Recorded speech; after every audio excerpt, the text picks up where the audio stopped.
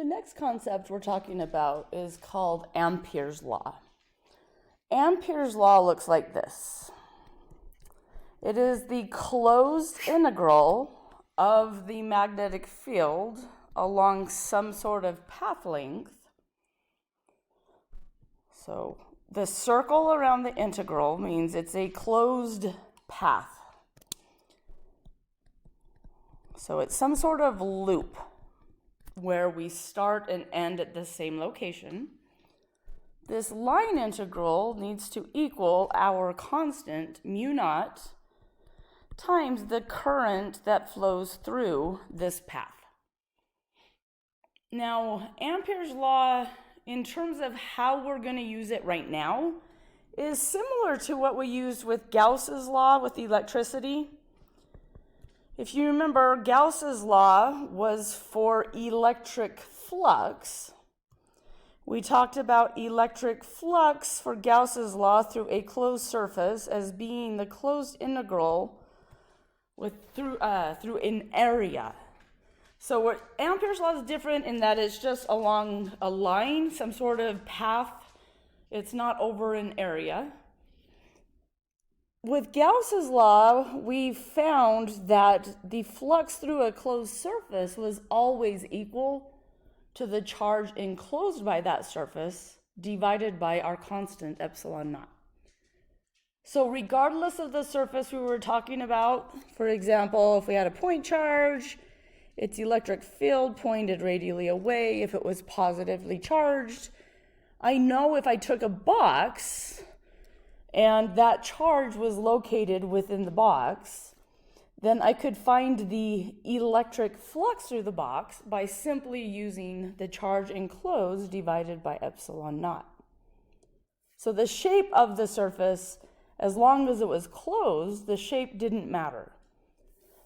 But we did say also, if we have some cases where we have symmetry, where the electric field was uniform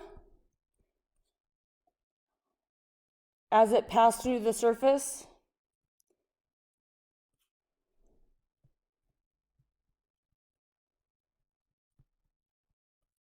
in that case, then we could pull the electric field out of the integral.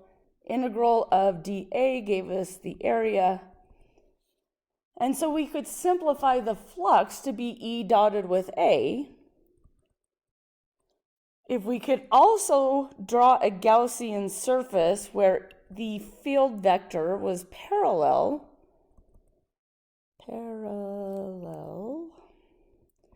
to the area vector, then the flux could be simply written as the magnitude of the electric field times the magnitude of the area. And we could equate this to the charge enclosed over epsilon naught.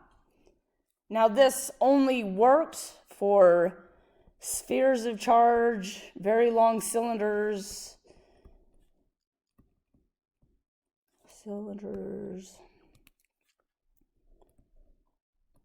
It would work for a very large plane. In these situations of symmetry, we could simplify the flux down, and then because of this, we could work backwards and solve for the electric field in these situations. So Gauss's law, not only could we find flux, but in some situations it could be used to have flux and work backwards to find electric field. Ampere's law is similar. It's not flux, but it is similar in that if the B dot ds, well, let's say it this way. If the magnetic field is uniform as you follow the loop or path, we can find magnetic field in some situations. Again, it's limited, just like Gauss's law was limited to situations where we had symmetry. But there are some situations in which we can use Ampere's law to find magnetic field. And we're going to do so here in this video.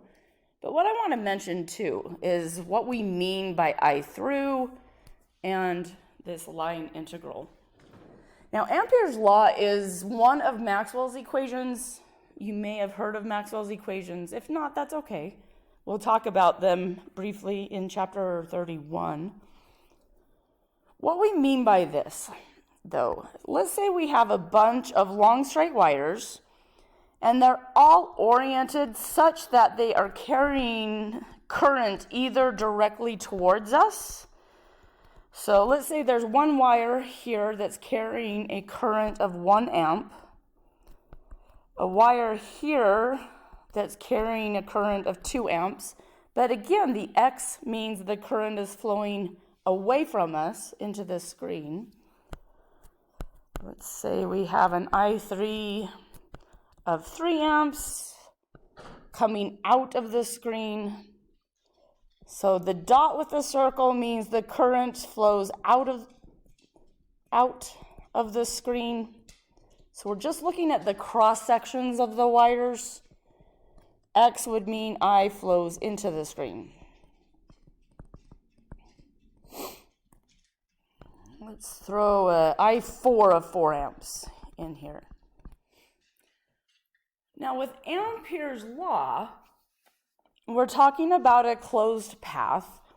So let's say I have some sort of path here that I'm going to follow. I'm going to take this path counterclockwise. This goes along with our right-hand rule as well. We know a current, so just coming to this right side over here. If your current is flowing out of the screen, so point your thumb out towards you. When you do that, your fingertips are pointing counterclockwise around your fingertips. So any one individual wire, if its current is flowing towards us, it is creating a magnetic field that loops counterclockwise around it.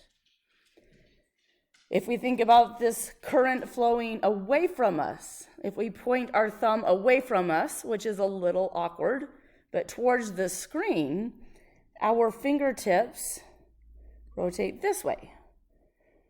So clockwise. And again, make sure you're using your right hand if you're not getting that clockwise rotation. So the magnetic field would rotate around this wire clockwise if the current was flowing into the screen. Going along with that, relating it back to this path in this integral for magnetic field over the path, any current coming out of this screen is considered a positive current. Any current flowing into the screen is considered a negative current, as we talk about I through. So coming back to this dotted path I've drawn, in Ampere's law, when we talk about I through, so our path is going counterclockwise, so I3 of 3 amps is considered positive. Well, let me write it this way really quick. The only currents that are physically bounded within our path are I2, I3, and I4.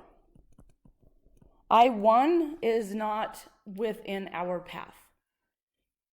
And so when we come back to Ampere's law and talk about I through, we do not need to include I1. Now, in terms of adding or subtracting these currents, it comes back to whether these currents are flowing in or out of the screen. The in to the screen is considered negative because negative, its magnetic field points clockwise while our path is counterclockwise. So Counterclockwise is our positive in terms of our field directions according to our right-hand rule. So as our path is flowing counterclockwise, I3 is the only current that is creating magnetic field lines that rotate counterclockwise around it.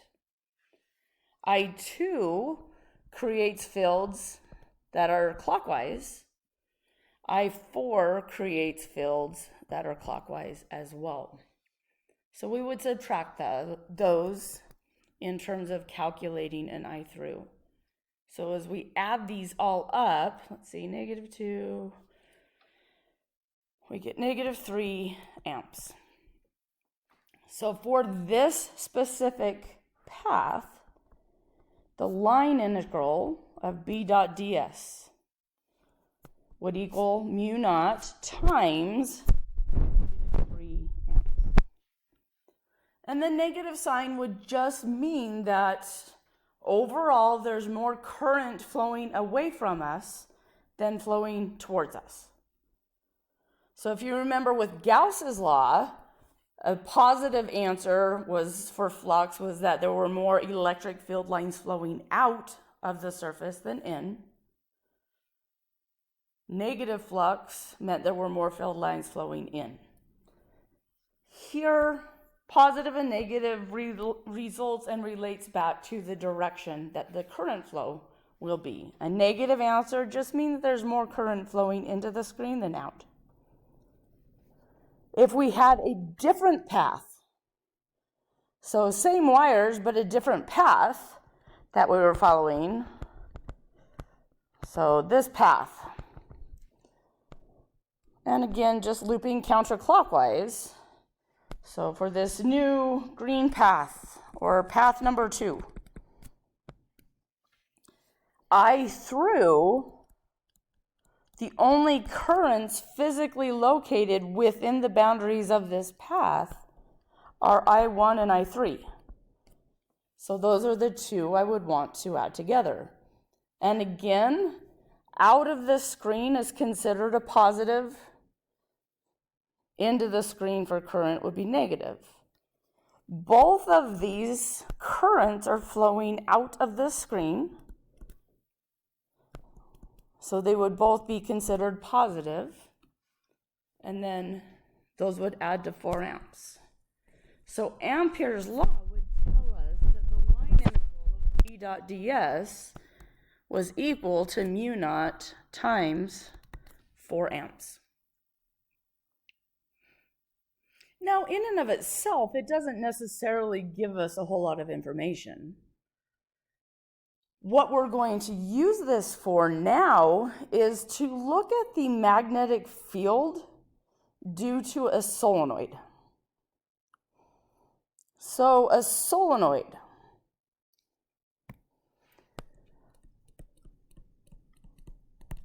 A solenoid is a wire that has been wrapped around and around and around and around many, many times. And they're typically very tightly coiled so that the wires are just right next to each other.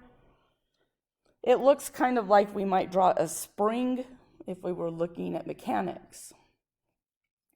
So what we want to look at is to figure out the overall magnetic field in the center of this solenoid. So I want to draw a different picture. Imagine a cross-section of the solenoid. Imagine I cut the solenoid and zoomed in so that I'm seeing the individual wires on the top, and they could keep going, and individual wires on the bottom. I'm only drawing some of them. So essentially, I've cut the solenoid in half.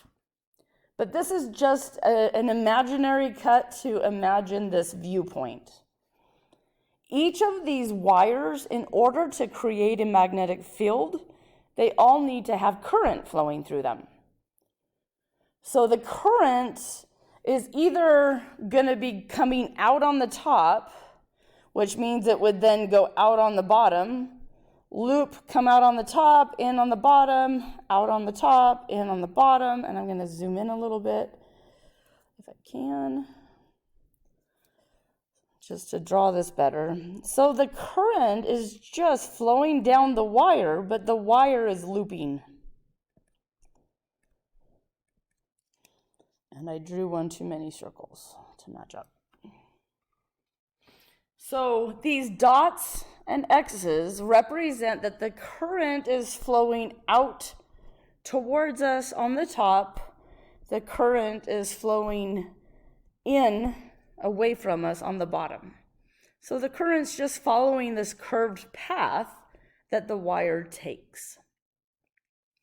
So if we think of any of these individual wires, so this top right-hand wire here, if we put our thumb in the direction of the current, so coming out at us, our fingertips rotate counterclockwise. So this wire would be creating a counterclockwise magnetic field. But so will its neighbor, and its neighbor, and its neighbor. All of these top wires are going to be creating their own magnetic fields that flow clockwise around them. On the bottom, with the current pointing in, if I point my thumb towards my screen, my fingertips are rotating or pointing clockwise. So all these wires on the bottom are creating magnetic fields that go clockwise. Okay, these bottom wires are creating magnetic fields that go clockwise all the way around them. I could draw up here a clockwise direction from one of these wires. So every single wire is creating a magnetic field that gets weaker and weaker the farther away we get from the wire. But the direction will be clockwise around those bottom wires, regardless of which wire and regardless of how far away. So if we think in terms of vector addition, for example, if we look at these two down here, very bottom, this vector that I've drawn on the left curls, curves, go around, as does its neighboring magnetic field. So if we consider at a single point between them, at some point in between them, the magnetic field due to the left wire and the magnetic field due to the right wire, the Y components, if we're considering X is horizontal and Y is vertical, the Y components are canceling. Meaning these bottom wires create a magnetic field in this bottom region that points to the left. B from the bottom wires. The Y components will cancel, but the X components will add up. Above these wires, if we think about adding these vectors, we get overall a magnetic field that points to the right. B from the bottom wires points to the right, above those wires. We could say there's a B up here from the bottom wires that's pointing to the right. So those bottom wires of the solenoid will be traveling to the right if we're above the wires and traveling to the left if we're below the wires. Now, up here higher, it is going to be a bit weaker because we're farther away. But depending upon the diameter of this actual solenoid, if it's a small diameter, that field won't be significantly weaker, but it will be weaker than in the middle, for example. If we look similarly at the wires of the top wires. These filled lines, those y components are going to cancel out again. And so we're going to get up here a net magnetic field to the left due to the top wires. Below the wires, when we add these vectors, those y components cancel and we get a magnetic field to the right due to the top wires. And then at the very bottom, that's also to the right. The magnetic field due to the top wires will point to the right. And again, this will be a bit weaker than the one in the middle that we drew because it is farther away. Now, if we think about these vectors,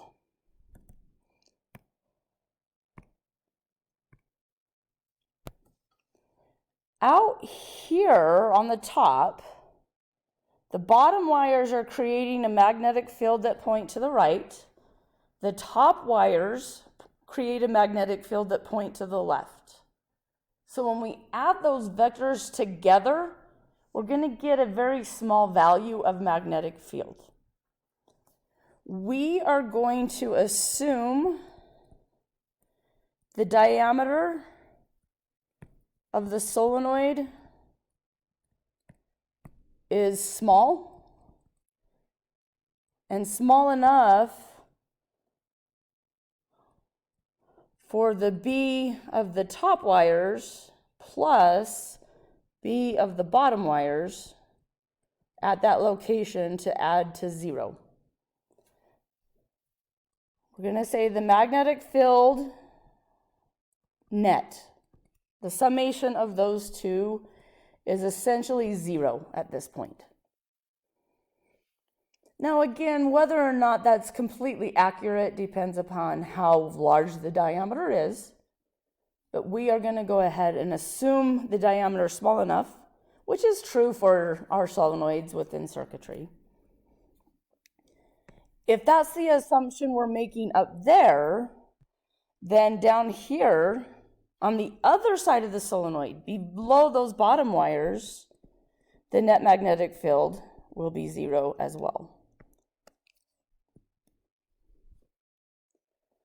But inside, the net magnetic field will not be 0 because both of these wires are creating a magnetic field in the same direction. Both of them are contributing in the same way. So the net magnetic field is what we're calling B of the solenoid. The direction in this case is to the right, and that's based off of the direction I chose for my currents to flow. In a solenoid, the magnetic field will point parallel to the axis. I'm just drawing this again so I can have a cleaner picture. So we have our currents.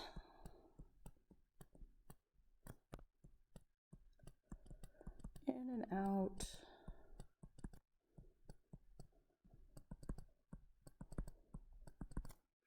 The overall magnetic field will point along the axis of the solenoid. And it turns out, with this small diameter assumption, that this magnetic field is uniform. It has the same value everywhere inside that solenoid. So if we go back and revisit Ampere's law,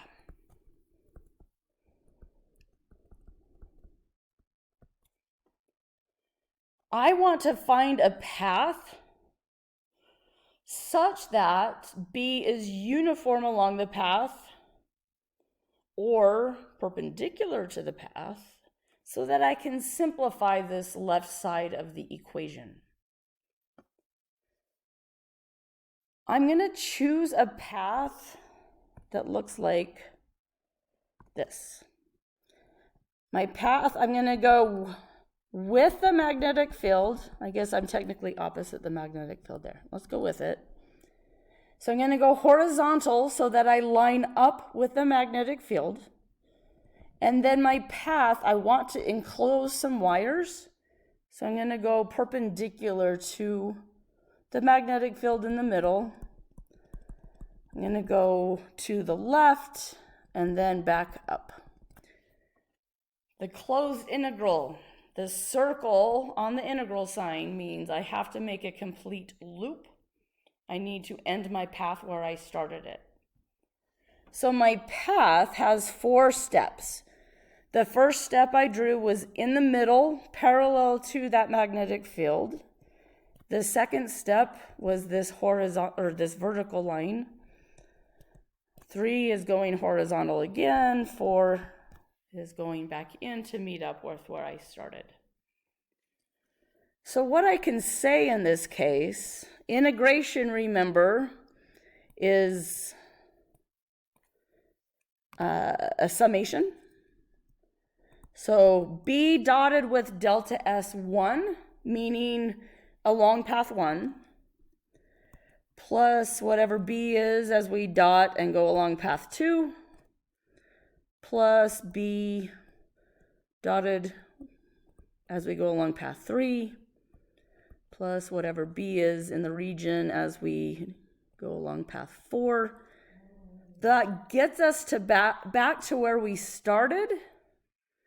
So this will equal mu naught times I through our path. All right, so path 1. Path 1, we have B of the solenoid. We know there is an overall magnetic field in there. We're calling it B of the solenoid. Our path is parallel. Do you remember the dot product? The dot product multiplies parallel components of these vectors. So when we're saying B dot ds, or delta s, we could take the magnitude of these times the cosine of the angle between them. So B of the solenoid is the magnitude. Delta s is however long I've made the path from here to here. So I'm just going to generically call that an L. So the length of that path I've chosen. Well, cosine of theta, the angle between the magnetic field vector in that location and delta s is 0 degrees. Cosine of 0 is 1. So we're getting B of the solenoid times the length of our path. And that represents just this first term. We have to look at this for the entire path. So leg 2 of the path, going this way. Now B varies. In the beginning regions, it's B of the solenoid, but when we get outside, we're saying that B is essentially 0 out here. But if we think of this as B delta S2 as cosine of theta, well, the magnetic field is pointing to the right, and delta S is pointing down. We have an angle of 90 degrees here. The angle between the magnetic field and the direction of our path in that section is 90. Cosine of 90 is 0. So for that segment of our path, we're getting nothing. And that's because the region where we have magnetic field is perpendicular. It makes an angle of 90 degrees with the direction of the path. That's going to be true for section 4 of the path as well. If we come back to our picture, the direction that we're taking in section 4 is perpendicular to the magnetic field. And so our angle is 90, cosine of 90 is 1. So both of those segments are going to become 0. Segment 3 down here at the bottom. We're moving to the left, but we're making this assumption again that the diameter is small enough such that the magnetic field outside of the wires is 0. So the B over here is 0. Ultimately, as we're adding all of these B dot DS's, the first leg we got B of the solenoid times the length of our path times the cosine of 90. But then we got 0 for each of the other segments of our path. So that has to equal mu naught times the current through our path. So B of the solenoid times length, because cosine of 0 is 1. When we look back up at this path, there are a certain number of wires carrying current. To write this generically, well, in this case actually, 1, 2, 3, 4, 5 wires carrying current. Oh, and I need my mu naught.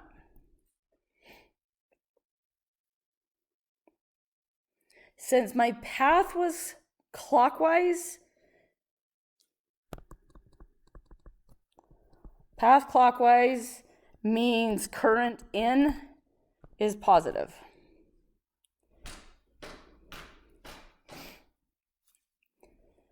Okay, to make this generic for the whole solenoid, if I wanted to account for the magnetic field created because of all of the wires we have wrapping around, we would still have B of a solenoid times the length of the solenoid. So our path, in order to include all of the wires, our path really should be as long as the whole solenoid is in order to account for every single wire. So that's what I mean by L solenoid, is going to equal mu naught times however many number of wires or loops or turns I have. So we find that the magnetic field created in the center of a solenoid is equal to mu naught Ni over L of the solenoid itself. So how long the solenoid is. You will see this also as a mu naught lowercase n times I, where n is called the turn density, and lowercase n means the number of turns per length of the solenoid, which you can determine that if you know the total number of turns and the total length of the solenoid. But it is common to write this just in terms of a turn density. So our equation here for B of a solenoid is in the test notes.